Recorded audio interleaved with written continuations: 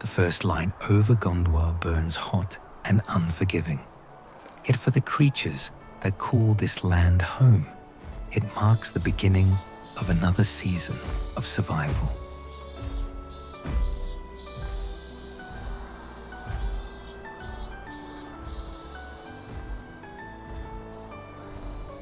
This young male Tyrannosaurus stands at the beginning of his adult life, newly grown yet already formidable. Males of his kind are broader, denser, stockier than females. Even at this age, his size already commands respect. A properly grown and healthy Tyrannosaurus can grow to be up to 20 feet in height, and even the smallest of Rex can grow to be 12 feet in height.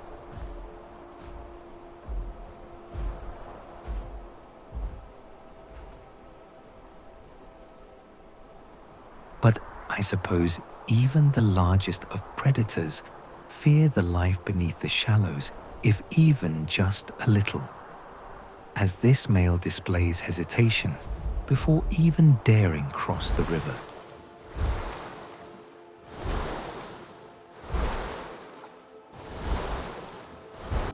And with good reason too. You never know what might reside beneath the waters on Gondwa.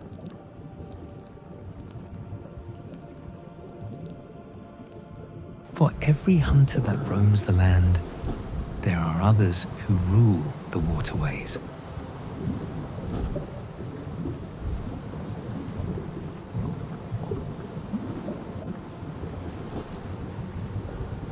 The Spinosaurus, the river's sovereign, equal parts patience and precision.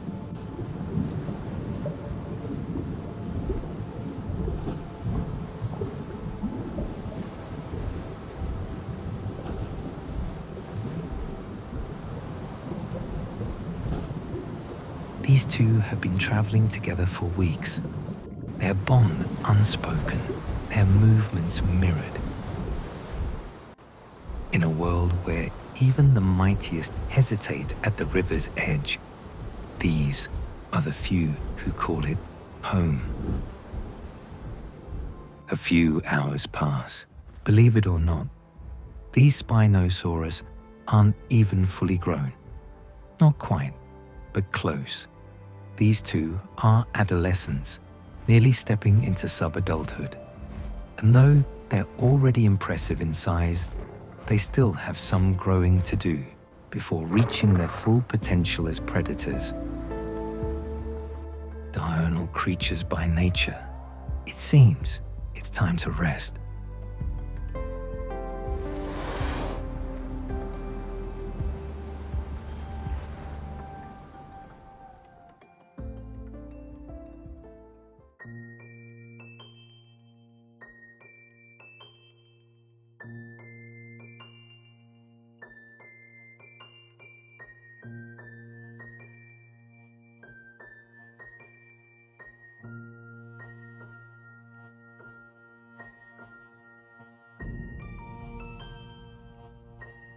We've been keeping track of this small but dedicated herd, the members young and inexperienced.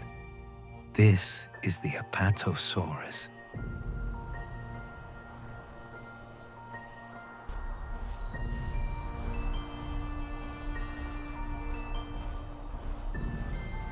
This female has begun to fall behind, slowed by an old injury from a fight she barely survived. Her pale coloring marks her as an albino, an anomaly her herd does not embrace. Seen as a burden, a curse even, she's been pushed to the edge of their ranks. And in the wild, the edges are where death waits. The Giganotosaurus, an apex predator infamous for stalking the weak, the injured, and the unguarded. Sauropods, with their sheer size, are often favored prey. These two females, perhaps sisters or a seasoned mother and her bloodthirsty daughter, have locked eyes on the struggling albino. Their approach is not reckless, but calculated. They know she's lagging behind. and they know she will not last long.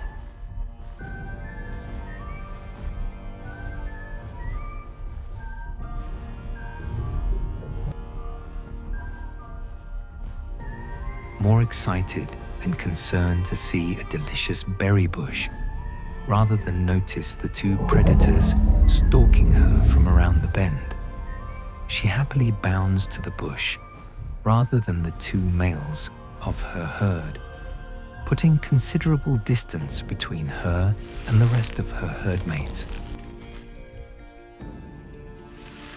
The predators begin to close in on the unsuspecting Apatosaurus, hunger sharpening their pace. The younger of the two, brimming with eagerness, can barely contain her impatience, each step laced with anticipation.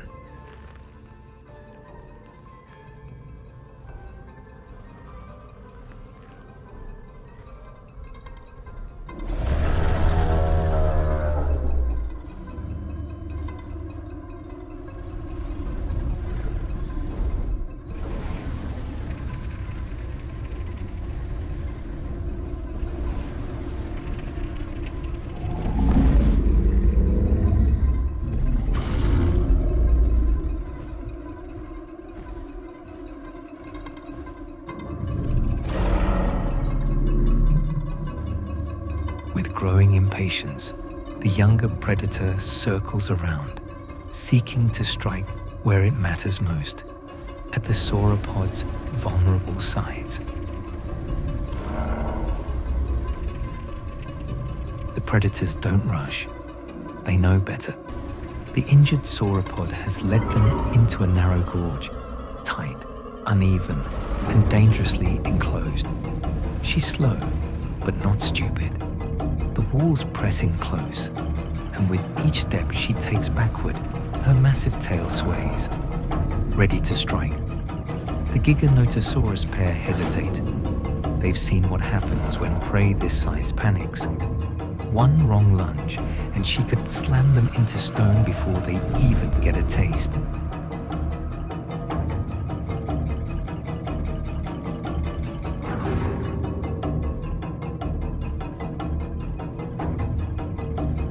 It's the older Giganotosaurus who moves first, bolder, seasoned, less patient than her kin.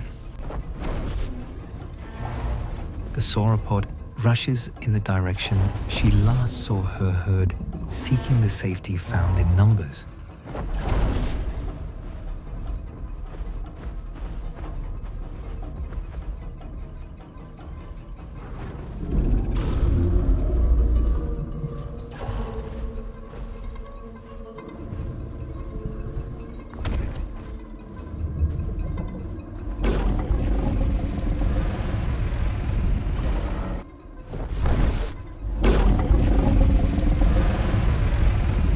The albino sauropod stumbles back into the safety of her herd, or so she thought, but the others don't help.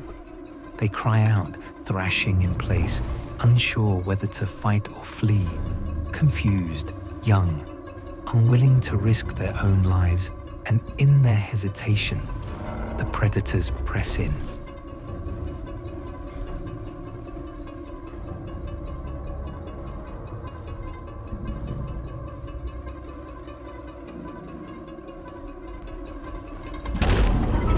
A painful kick to the shin sends the younger predator reeling, too fueled by the hunt to stop, but painful enough for her to hesitate and flee briefly. A panicked male rushes through perhaps as a mock trample to scare off the vicious attackers, fear and hesitation stopping him from truly doing anything.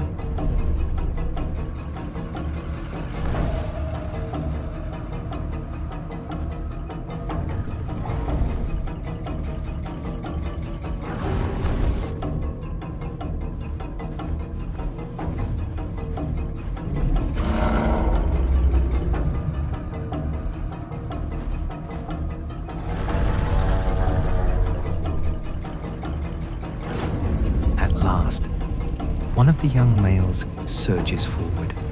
With a defiant bellow, he plants himself between the bleeding female and her attackers as he throws his weight forward. It's not a charge, it's a warning, a desperate attempt to end the assault before it's too late.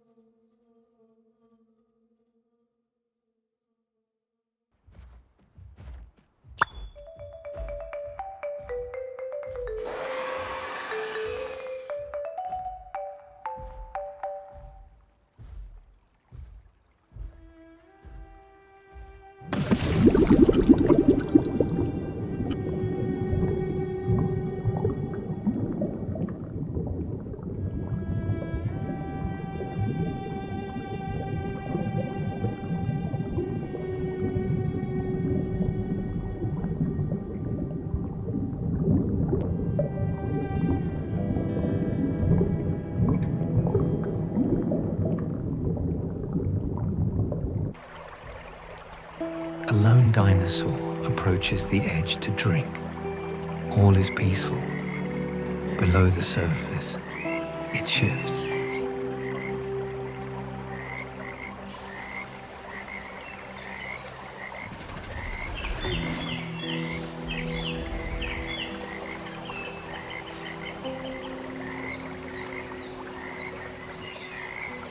Predators like these have no need for spectacle, just patience and pressure.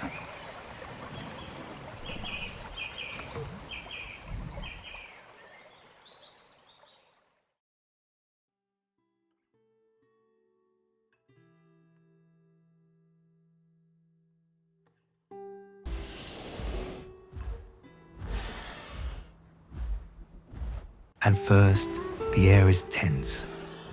The lone titan strides into view, undeterred by the pack's suspicious eyes.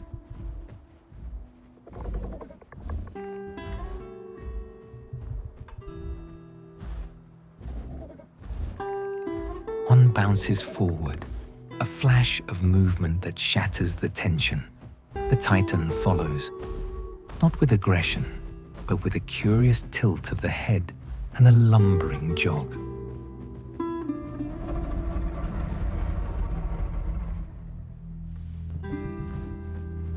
Another, still uncertain of the titan's presence, but taking cues from the rest of the pack, darts aside as the larger predator approaches. No aggression, just wary caution.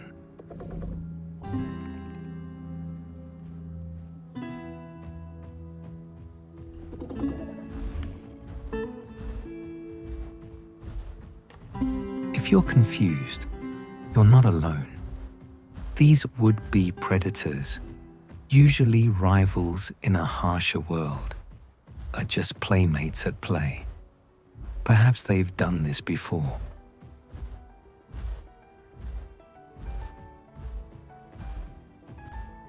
Perhaps he simply got lonely one day and found company in his neighbors. Or maybe, just maybe, he imprinted on a Utah as a juvenile.